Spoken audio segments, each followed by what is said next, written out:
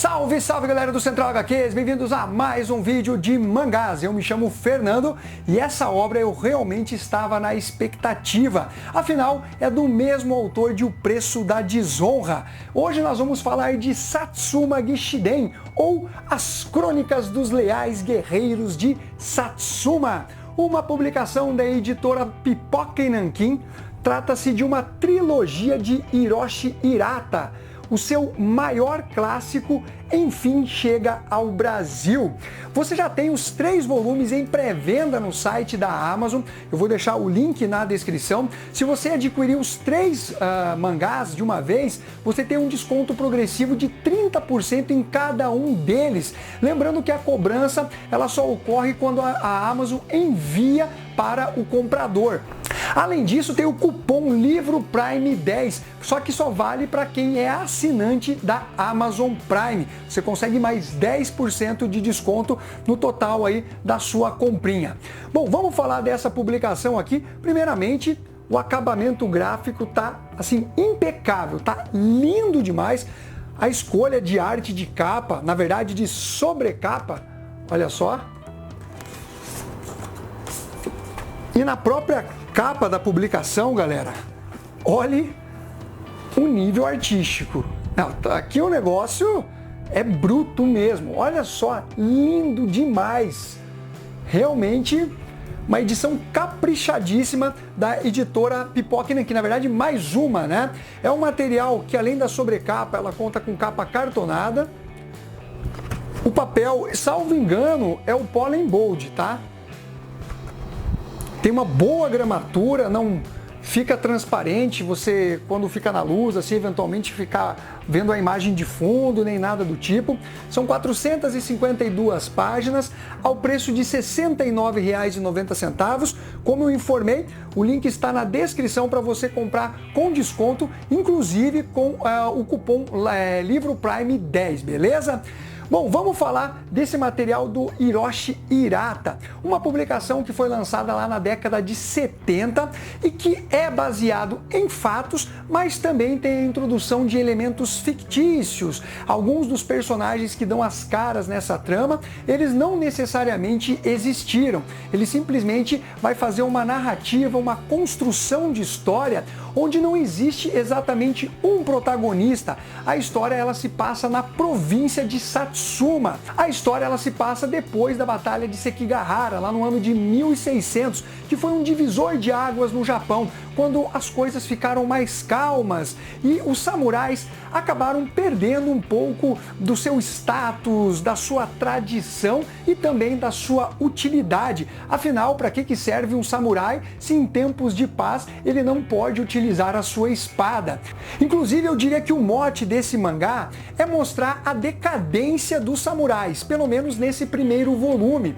Nesse período de paz, como eu já mencionei, os samurais perderam um pouco daquele status, daquela representatividade. Obviamente, eles ainda carregam boa parte de todo aquele prestígio que eles tinham, mas não é exatamente da mesma forma, até porque eles agora não vivem mais os seus anos de glória.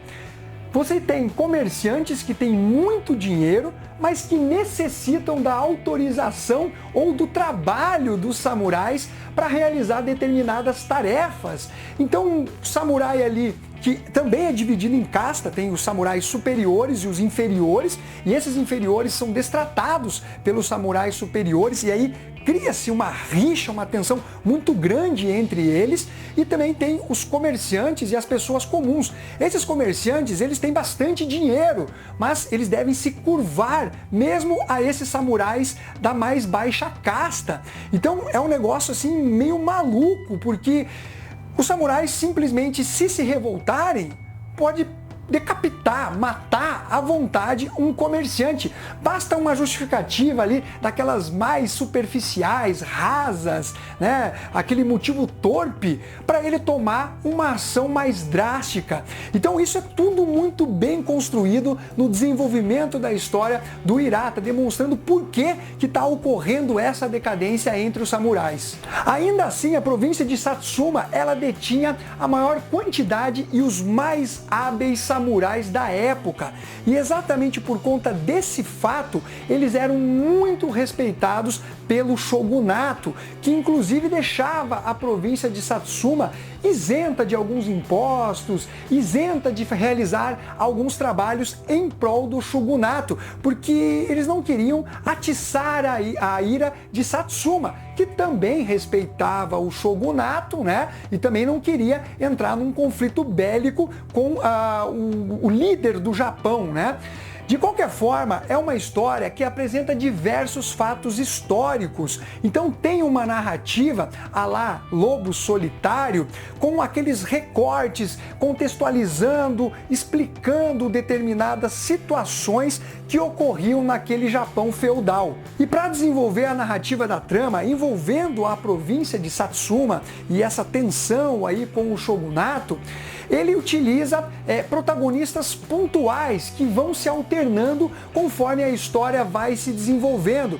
E através desses protagonistas, ele mostra também como era a cultura da época. Por exemplo, o que abre a publicação era uma espécie até de esporte dos samurais, que é o imontori, que basicamente servia para os samurais não ficarem parados, né, nesses tempos de paz. Então eles pegavam prisioneiros e aí eles disputavam quem arrancava as tripas desse prisioneiro primeiro. Soltavam ele a cavalo e ele tinha que tentar sobreviver, podia inclusive atacar os próprios samurais. E aí, meus amigos, você tem coisas gore, pedaços de braço voando, pessoas sendo decapitadas, até que surge um insurgente, um cara que bate de frente, né, com essas questões culturais dos samurais e faz eles refletirem, pelo menos por um certo aspecto. Mas obviamente essa afronta, ela não é bem digerida pelos samurais, que são todos muito tradicionais.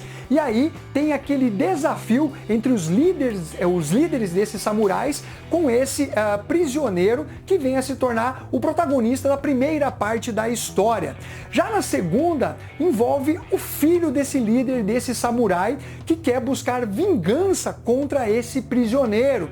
Então, como eu estou demonstrando para vocês, existem diversos personagens principais dentro dessa trama. Na verdade, eles são secundários se você analisar que o principal é a província de Satsuma em si, o que eles fazem para tentar preservar não só as tradições daquele local, mas também todo aquele enfrentamento que vai ter com o shogunato a partir do momento que o shogun decide que o pessoal lá de Satsuma precisa auxiliar na construção de uma barragem. Lá no Japão existiam muitas enchentes, só que quem vai custear isso não é o shogunato, mas a própria província de Satsuma. E aí, meus amigos, os samurais que já têm sangue quentes, que tem aquela questão de honra, eles começam a querer se rebelar com essa decisão do shogunato. Porém, existem aqueles samurais mais sábios, mais velhos, que sabem que num período de paz não é muito inteligente você entrar em guerra